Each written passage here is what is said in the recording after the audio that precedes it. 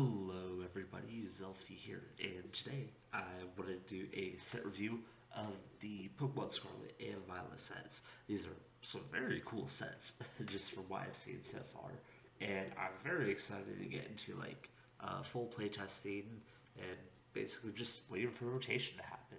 I'm super stoked, so let's get right into it. Um, so my standards for rating cards are like this. So one is like my unplayable cards. My standard for unplayable means like I don't think it'll ever do super well ever in a regional or anything. This is like the type of deck you'd play for a shitpost. Two, I think are like bad techs or like maybe usable, maybe not. Um, it's really hard to say, but like there's a chance they may spring up somewhere. I think like a good example of this would be like the Life Shaker guard because that card showed up in the Mewtwo control deck as a way to distribute HP around and then get your heals off. And that was extremely niche in an extremely niche deck, but like it worked. Uh, Three is these are like decks that are gonna be fine. They'll win games. They'll have a decent win rate, but I don't expect them to take the metagame by storm. Four, I think these cards are like exceptionally great. I think I'll see them all the time, but they're not going to be like the cards that are making you rage. And the 5-star cards are like, these are the cards you're shoving in every deck. These are Professor Research, these are Quick Balls, or you're just like top tier decks. So yeah, let's just go ahead and get started. So we have these cards which are being saved from the rotation by the reprint. So they had a D regulation mark, and now they have an F regulation mark, which means they'll be allowed for standard play still.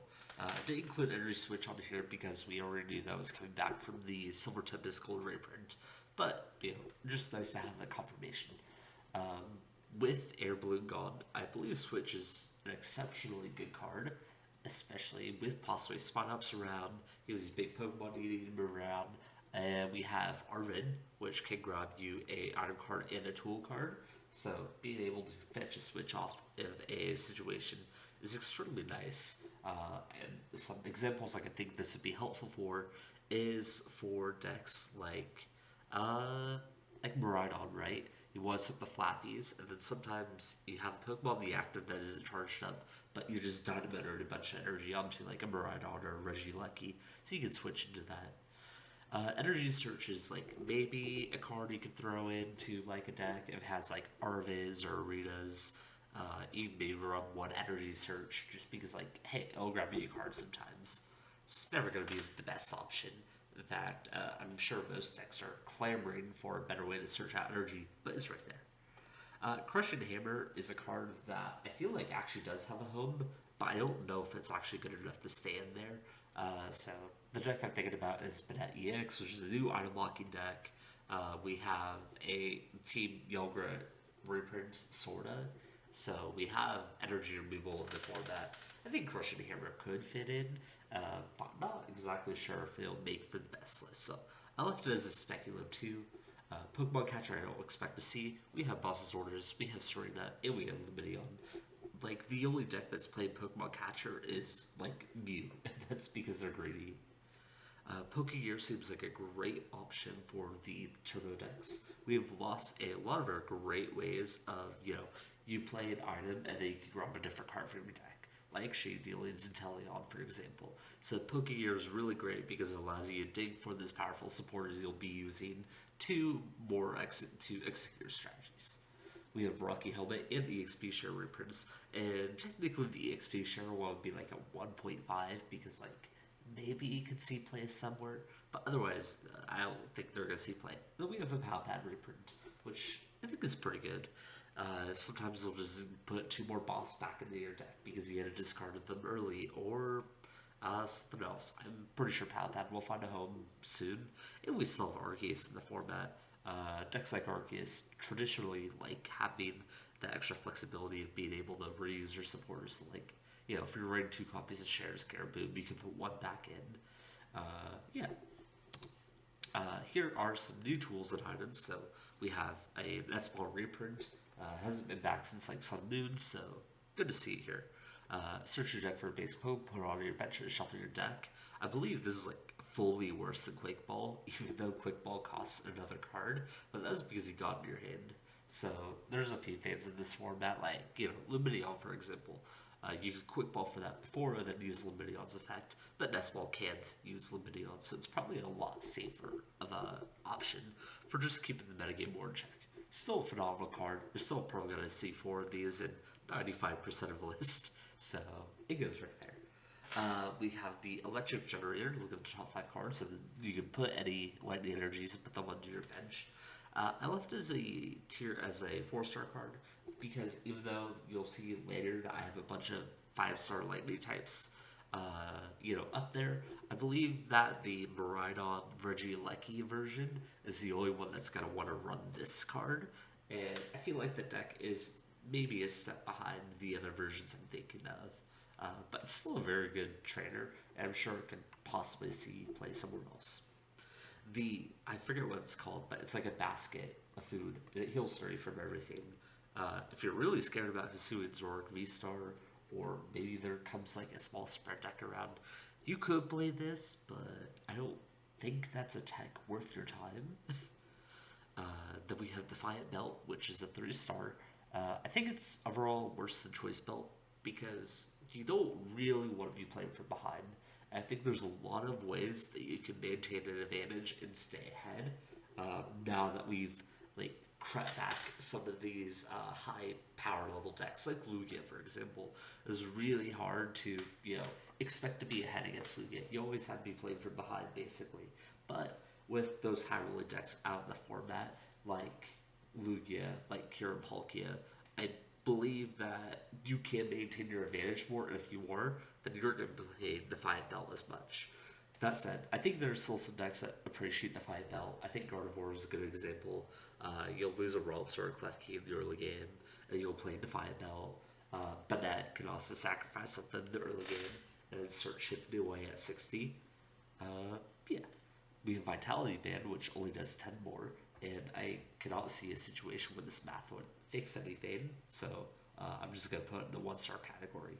And then we also have the Rock Chestplate over here, which makes it so your fighting type take 30 less damage. There are some bulky fighting types in the game that I can think of, like Machamp VMAX and even the Baby Machamp, but ultimately I think that due to Gardevoir's and Meow's popularity, you can't really rely on a fighting type Pokemon to be extremely tanky for you. So I don't think this is going to see play. I should have left this as like a 1-star, but oh well.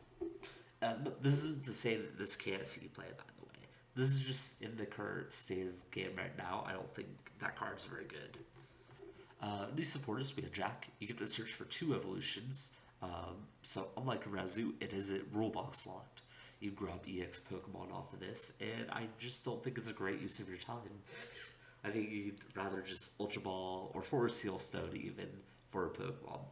There's just better ways of getting what you need to do other than use your supporter.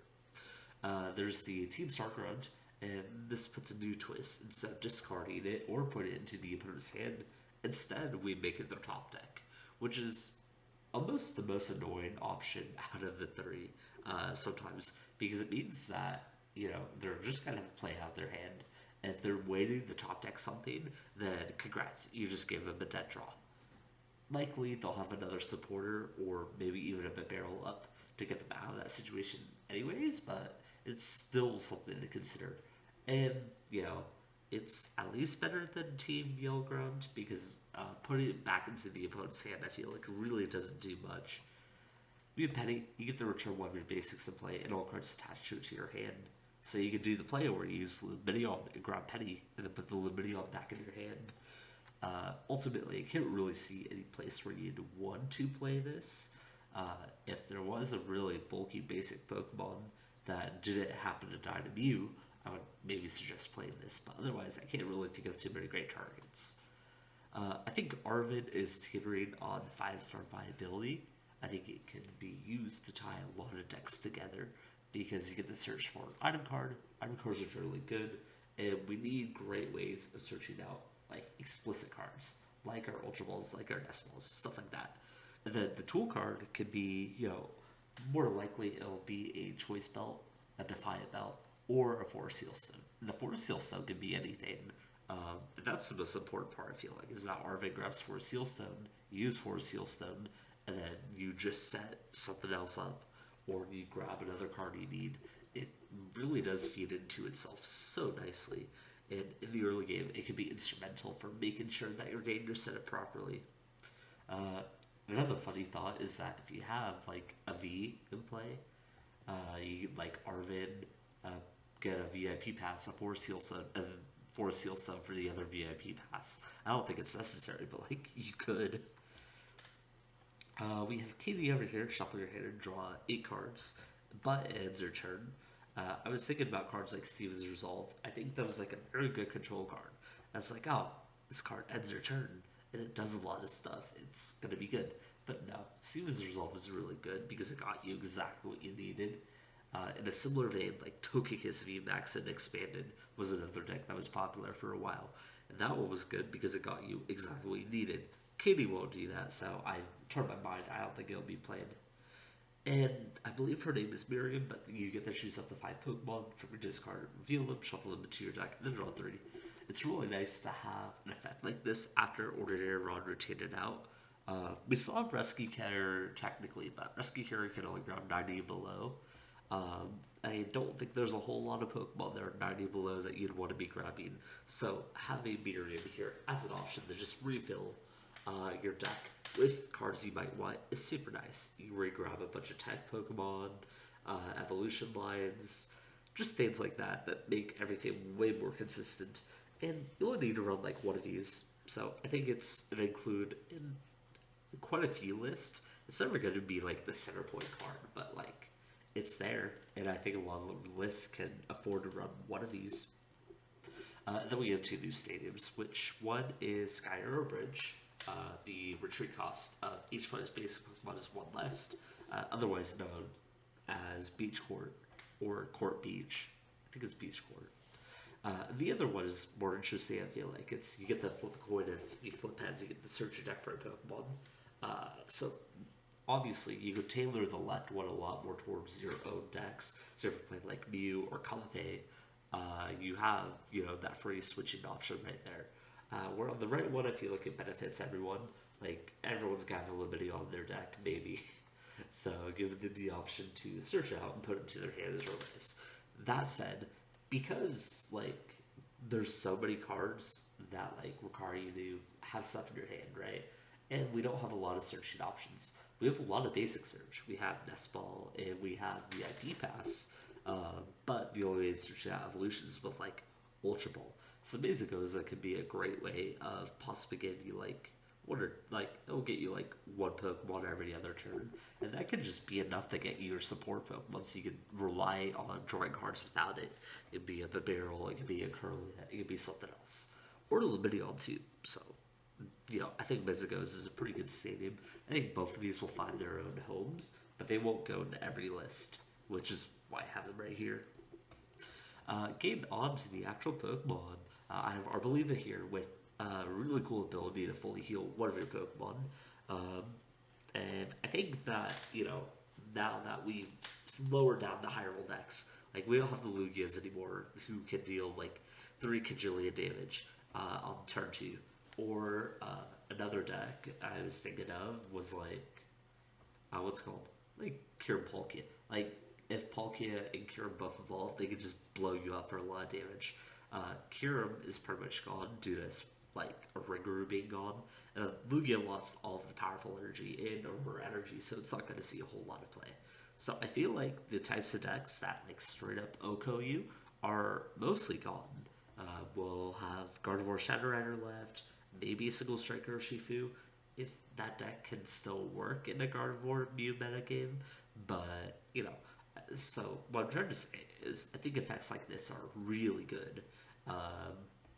And unfortunately, though, I just don't see a good partner for it because most of the targets that I would think you would use this on have other issues already. Like I mentioned, Gyarados CX, but that has a 5 energy attack, which means that you have to figure out how to get that energy on there in the first place before you can even like start to think about using Arboliva on it. And then the other ones are just like, well, you have Magnezone and you have Gardevoir, who are huge HP Pokemon, but they have low energy costs or ramp their energy, so there's no concern about that.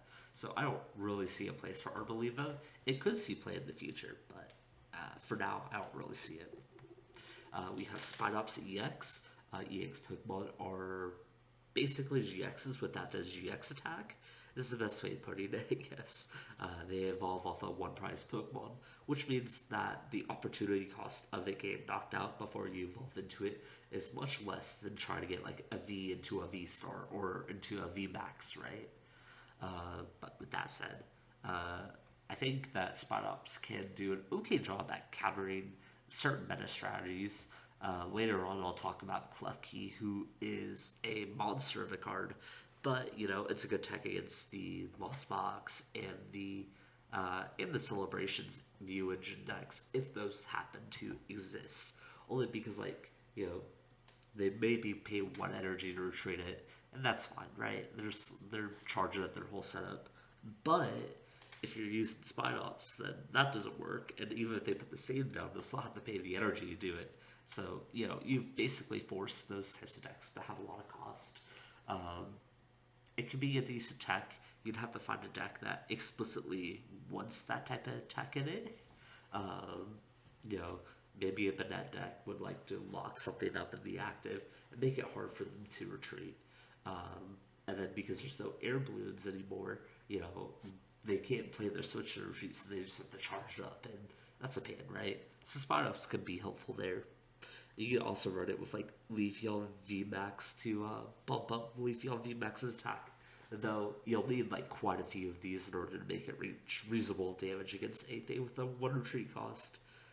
I can't tell if Spinops is going to be amazing because I feel like it'll be attacked into some decks and it might not because it's definitely a tech in every sense of the word. But I'm not sure if it's like good enough for people to be running. So I just left it 2 stars, which sounded about right for my definition. We have Armourouge here. Allows you to swap your fire energy around. And while my initial excitement for this card was extremely high, because I love effects like this, I love being able to use Cheryl, I realized that we have Bronzong in the format still from Battle Styles. And even though we lost Metal Saucer, we still have, you know, some cheap attackers in the format that can really make use of, like, Bronzong Cheryl, such as Corviknight VMAX and Metagross VMAX. So you'd be using Armourouge more for tempo, and if you're using it for tempo, I just simply don't think that there's a lot of great fire attackers in the format. Like Charizard V-Star, for example, that card's okay. And that's the most I can say for it. The Arcanine EX is also okay, but both of those require a lot of upkeep to work. And not to mention, I think even with the new electric type stuff we're getting, there's still going to be some decent water types lying around with Melody and Palkia still lying around. So I don't really see a good place for Armourouge right now. Fortunately, I don't think this is a card that'll ever become really good unless there's like just some hyper specialized niche. Like we get like Gardini as well there, where you can put fire energy, but only to the bench.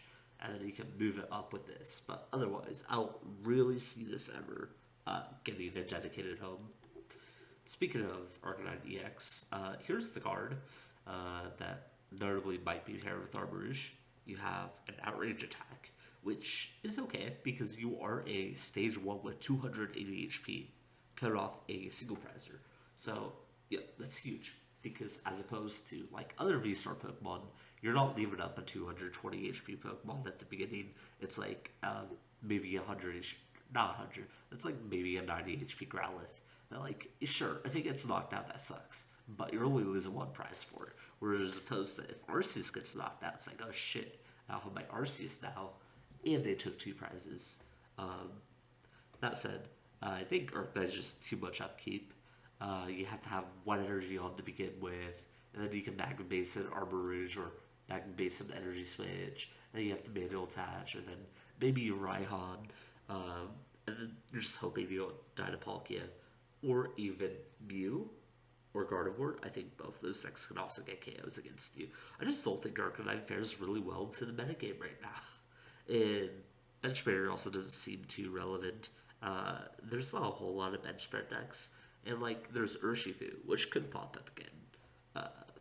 but Mutant Gardevoir exists, which are gonna make Urshifu's life a bit hell right now.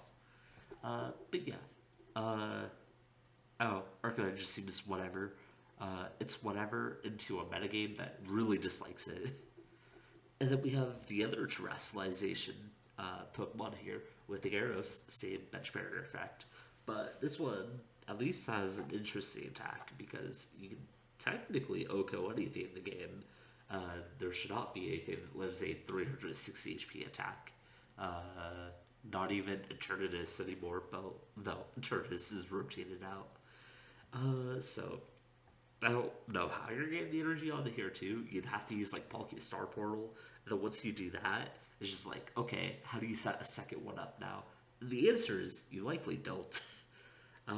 There's another card right here called Tatsugiri, which can charge up energy in the beginning, but really just think that Gyarados would be very inconsistent. You can throw into a Palkia deck and mess around with it, I guess. But even then, I don't think that this would even be better than like Kira VMAX. Like, even though Kira VMAX gives it 3 prizes and it discards all the energy, at least Kira can like live a hit. It doesn't share a weakness of Palkia, and it can sometimes ram.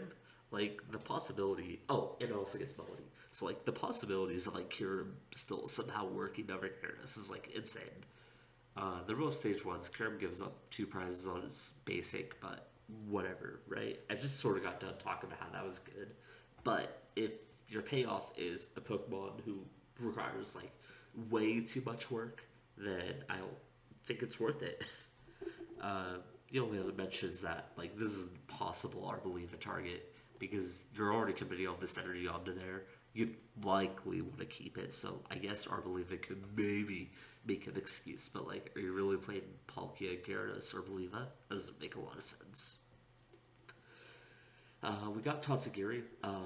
Mostly gonna skim over this one, but you know, you get attached to basic water energy to a basic Pokeball, which is excellent. Also, I just read that this says basic, so you have to attach 2 energy to a magic card. Anyways, there's a Pokemon who would appreciate that. And then you can also put it back into your hand, which can either allow you to discard it for the future, keep the energy, or it allows you to put something else in the active, like the Klefki I was mentioning and alluding to. But yeah, this card's pretty good. And the card I think that this pairs well with is Dondozo, which makes a lot of sense. It's probably the first single prizer that is completely full deck card right in the same line. Mostly because it's basic, which means you don't have to deal with the like baby evolution gain side by same line. And then it also like lives hits from both of those attackers, both card right in the same line, which is huge. So between like Tatsugiri, you can flip back into a Klefki and then set you up for the next turn to swing to Donzo, and then Donzo, who lives everything, you should hypothetically do decently well in the Lost Box. That's not the only deck in the format too, but otherwise you're just hoping that you're swinging for enough damage quickly enough.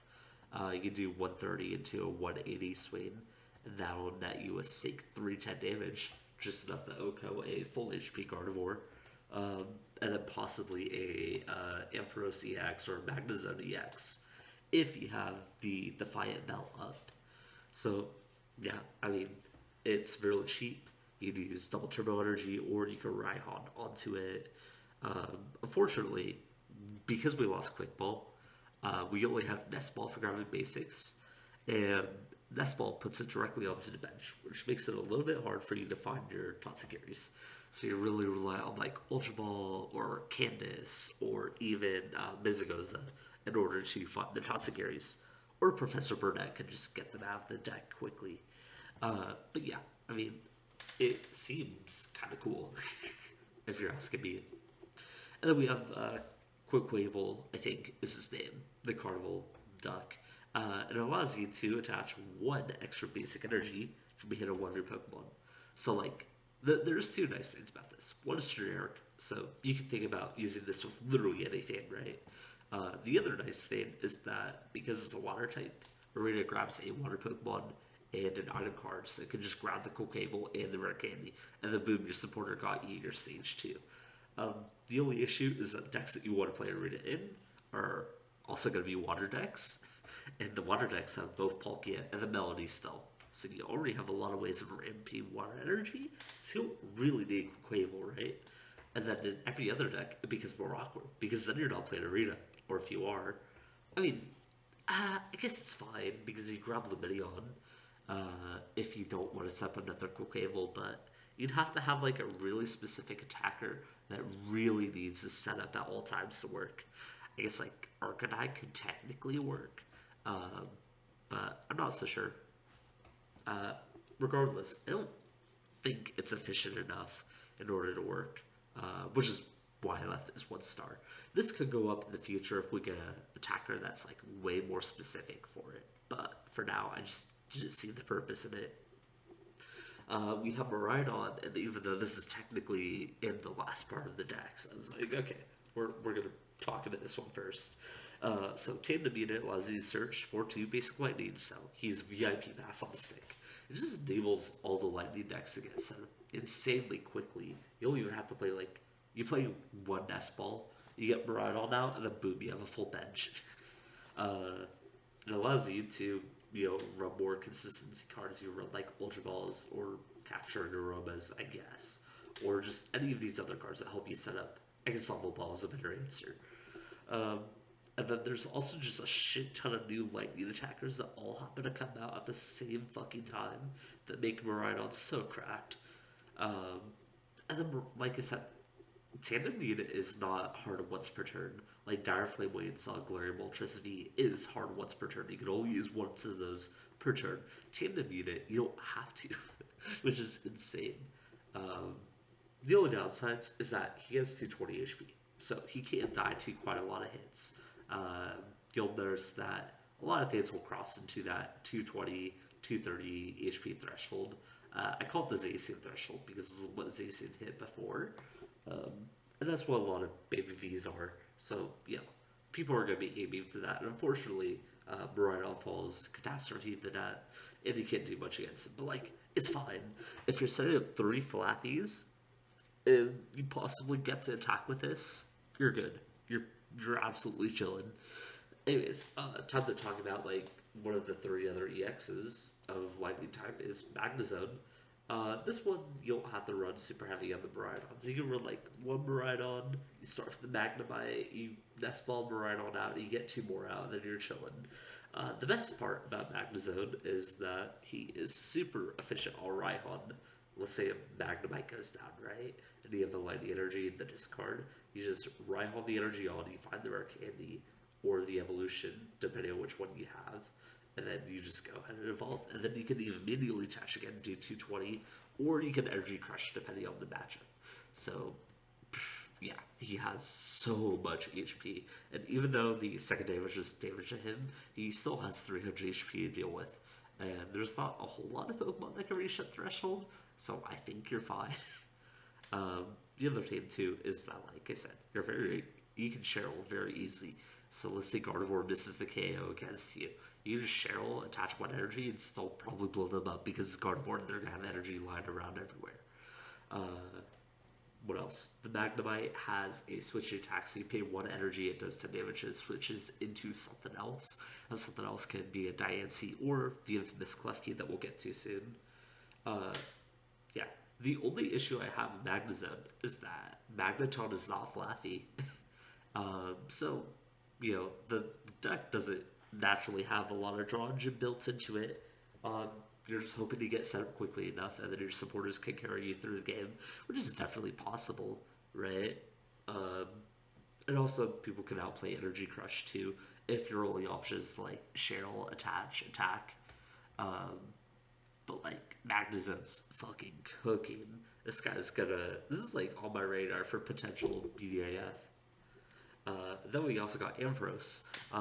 Though the attacks may look unimpressive, you evolve from Dynamotor Flaffy, so you're automatically extremely consistent. And with Dynamotor in your deck, it means you can play other Pokemon. Granted, you're not going to be playing much outside of the Ampharos and the Miraidon, but you can play the Evolving Skies Regieleki, the one that Regigigas players normally use to attack with, the one that is like 140 and then 40 to 2 other Pokemon. That thing is so good. It's just a really cheap one price attacker. It does a lot of damage, and then it sets up damage on the other things. So that, even if Amphros is doing 240, you put 40 damage on like an Arceus or a Giratina, and then knock it out with Amphros on the following turn. So you're straight up cooking. Um, it's all flashy. You're not doing anything that's like super exciting. You're just a strong, consistent deck, and you've got a lot of HP.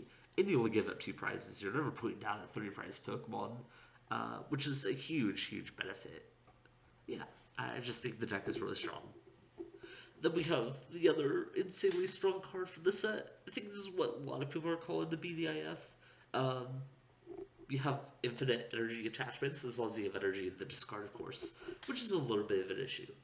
I think people underestimate how hard it is for us to get things into the discard after trying to play around with the metagame myself a little. No, quick ball hurts a lot, but you got ultra ball, you got Professor's Research still, so and you have Ready Greninja. Those are all ways of getting energy down there.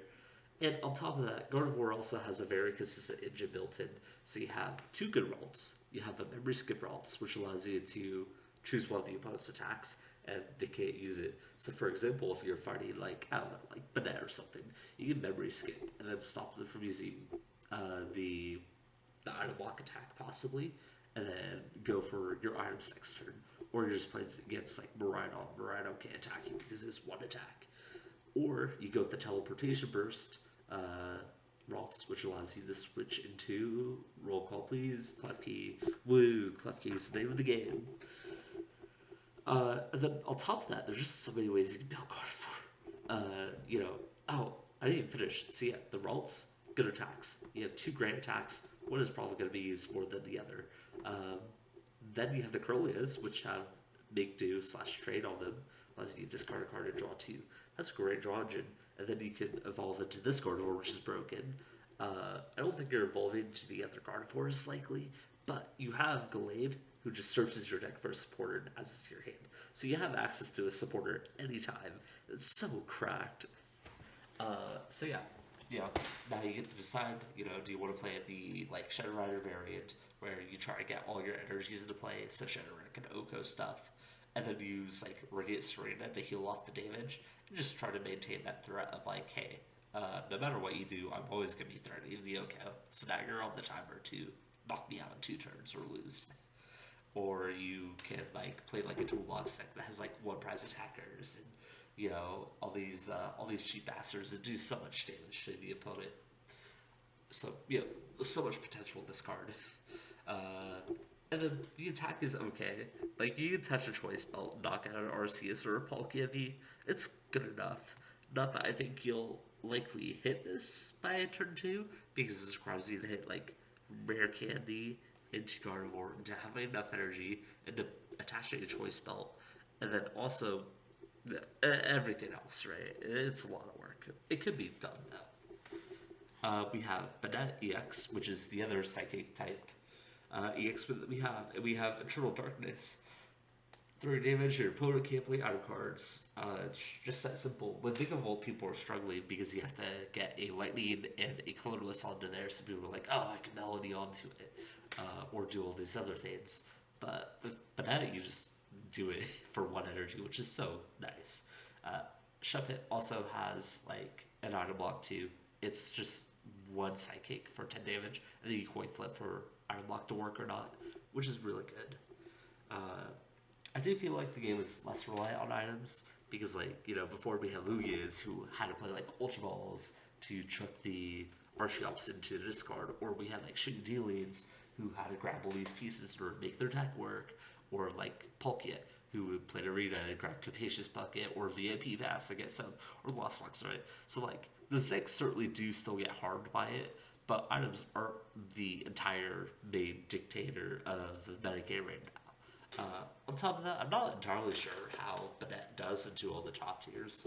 I think in decks like Palkia, sure, Palkia is affected by it, but they can still just Greninja Melody onto you anyways. You have some other neat synergies in here, you have Ace Rolas, which can check their hand for Poltergeist, and then it can also trigger Mimikyu, because after you've put enough damage on with with your unblock attack. It doesn't do a whole lot of damage. You like spread it around, and then you can use Ready Alakazam to like get some Okos in other places. So like the concept is there. You can win with this deck. I just I just have to see testing of it first, basically, to confirm whether or not it's good. And then here's Klefki. I'm giving it a 6-star rating because I feel like not every deck is gonna play Klefki. Not every deck can afford to play Klefki, but every deck has to think about Klefki and how they interact with it. Because like, look at all these abilities: Liberty on Squivette, Maridon, Comfy, Critmate, Mew, Genesect, Greninja. There's probably a few others I forgot too, just like off the top of my head. It just like Klefki stops all of these. So if you go first, let's just say you play your turn out normally, and you put Klefki in the active, and the opponent's like, shit, I can't play the game now. Like, that sucks. It's not impossible to play around. You have escape ropes and stuff like that, but it sure can be a huge pain. It forces people to do uncomfortable things and scuff their board up, basically. I think Klefki is so disgusting. Which is why I gave it the 6 stars. There's a lot of ways to just like go into it super early, and you only have to run one of these, right? Like, it's just one, and then once Klefki goes down, it's done his job.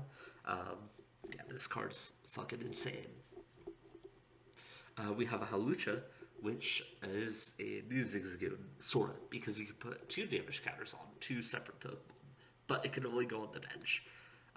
As someone who's been playing Sandrot for the past 4 months, I can tell you that Zigzagoon, like, attaching damage to the active is extremely nice, because you don't know what the hell is going to come up, right? That said, we also lost Scoop and Net too, which makes like this whole play basic Pokemon Scoop It Up strategy, well, not work, because you can only play Penny to do that now.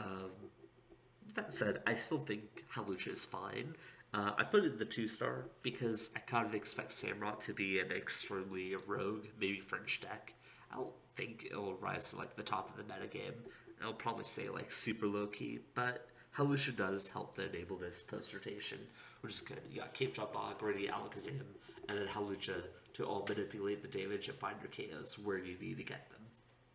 No Quick Ball also makes this card a bitch to fucking find, because then you have to use all these unnecessary methods. You can't just nest ball it onto play, which sucks.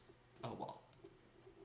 With Great Tusk, he's a huge basic because he has 250 HP on a basic Pokemon that is EDP level. Well, it's Pikarom levels, right? Because Pikarom was 240, I think. But it's getting up there. The tag teams is the huge point. So, he can maybe dodge some KOs on top of the ball.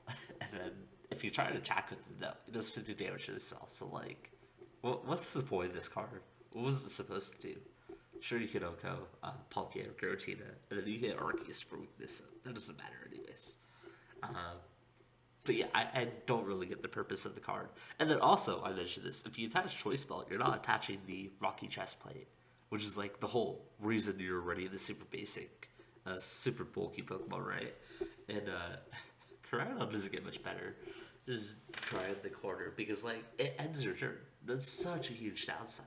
They can just boss up whatever you Koraidon, and they lose it, basically.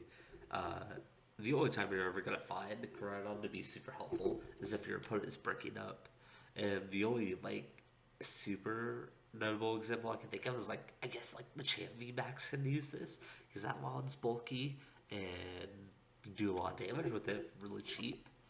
Arboliva can fully heal it too afterwards, but I don't know what you're supposed to be doing with this. A new nurture is such a huge pain, and you're not using this in the late game. You're not using this after you've established a 330 HP Pokemon, because you want to get this online as soon as possible. If you do that, you've ended your turn, and then you've possibly lost your 330 HP Pokemon. And then also you've like died a Klefki, so eat shit, I guess. Toxicroak, Nasty Plot is okay.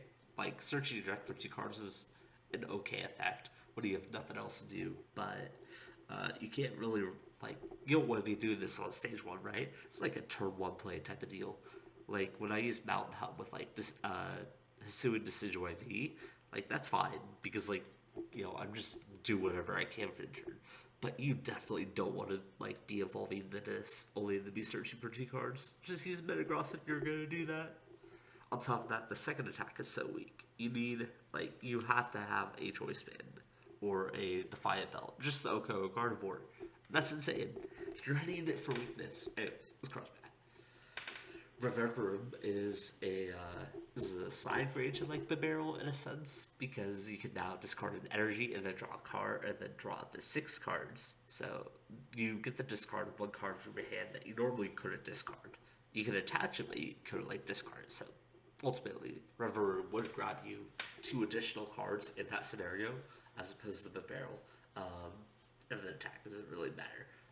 But the only sad part is that in terms of decks that want to run this, like Gardevoir, right? Gardevoir wants a shit ton of energy in the discard.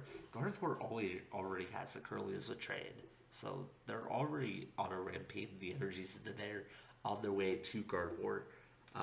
So it doesn't really make much sense to run Reverb in that. The Bridal list are almost all electric Pokemon plus maybe a Lumineon, because they don't really need to get this draw support if they just run a bunch of like cards that churn through their deck. They run like researches and trekking shoes and stuff like that, because they don't have to spend all this time trying to set up their bench because Baridon sets everything up. So like your other options are like you run this like Darkrai or a fire type deck, I guess, maybe even a water deck. You'd have to be running this alongside running Greninja as well. And the other thing is that you don't get the same like freedom against Roxanne as you would with the Barrel, because like the Barrel can always draw. Reverberium can't always draw. That is sometimes an issue when you have 2 cards in your hand, right? So I don't think the card is gonna be super good now. You might play it like Darkrai, and that's it. But it's cool, and it could see play somewhere too.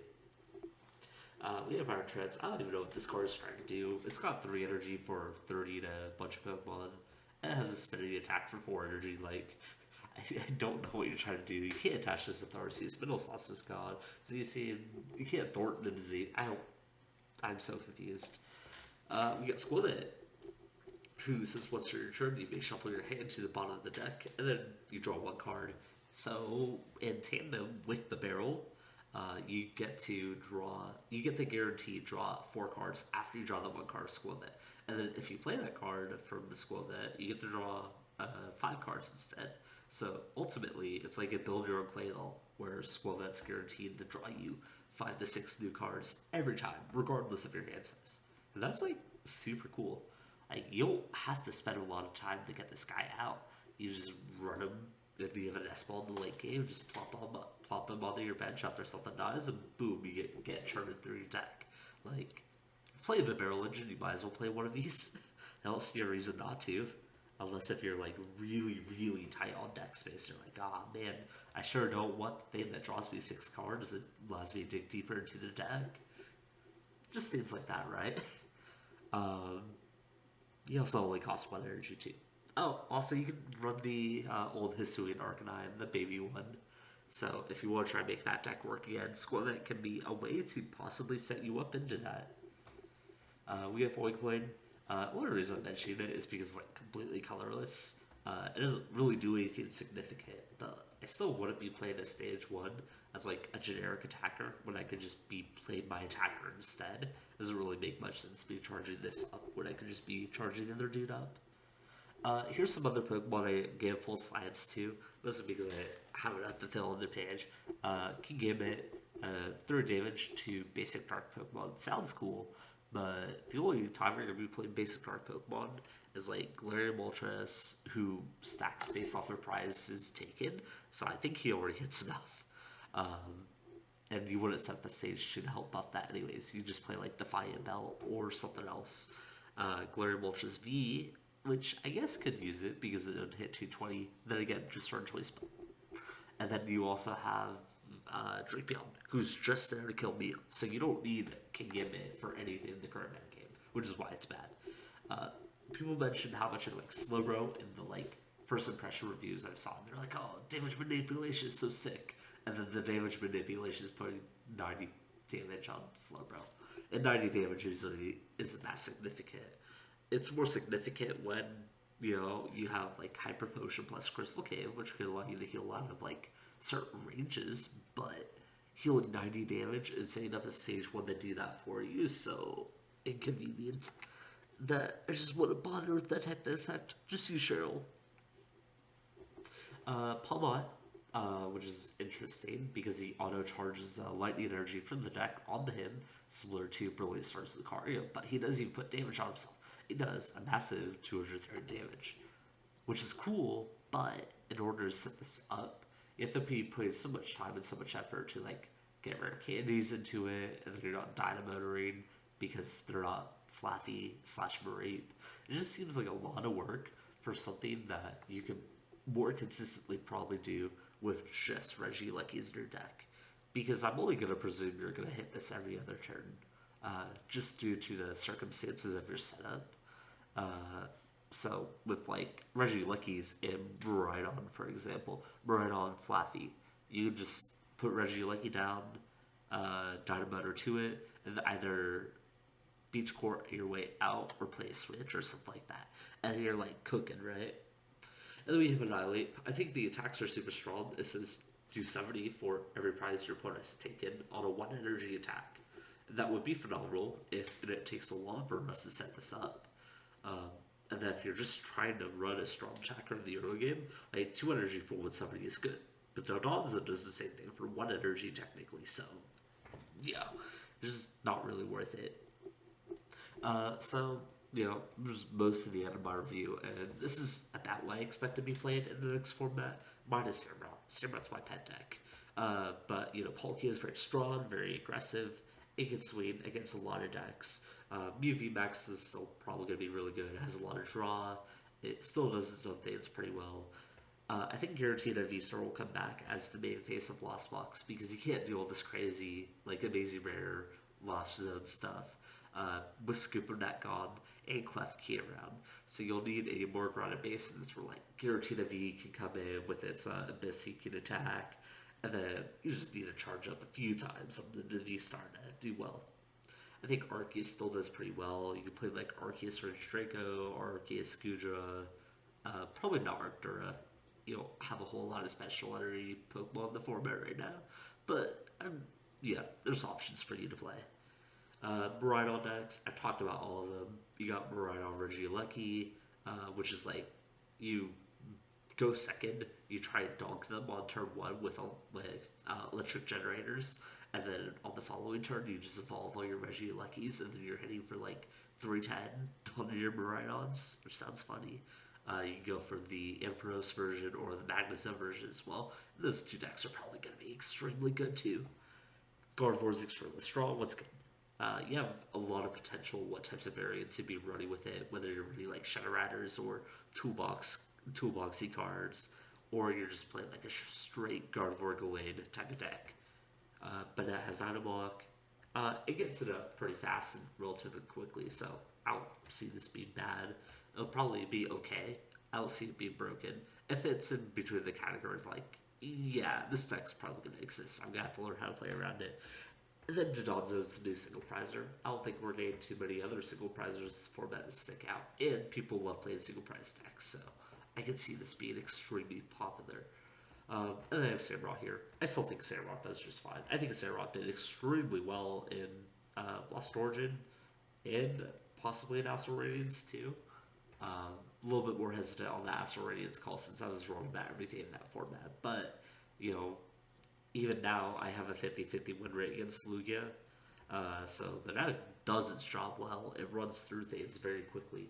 And you just have to run more damage, like manipulation, than you did before, where you got the getaway of just playing Zigzagoons and 4 Scoop Nets. Now you have to think a little bit harder about how you're getting damage onto things. And then it also matches well into Banette, into Gardevoir, into Mew. So yeah, that is my predictions for what the next metagame will look like. I'm sure there'll be some surprise decks that stand out, as there always are. But if you did enjoy this, I hope you guys leave a like, comment down below, and subscribe, and I'll see you guys around. I may be posting some testing videos of like decks I'm playing on here. So if you're interested in post rotation content, then stick around, and I'll see you guys around.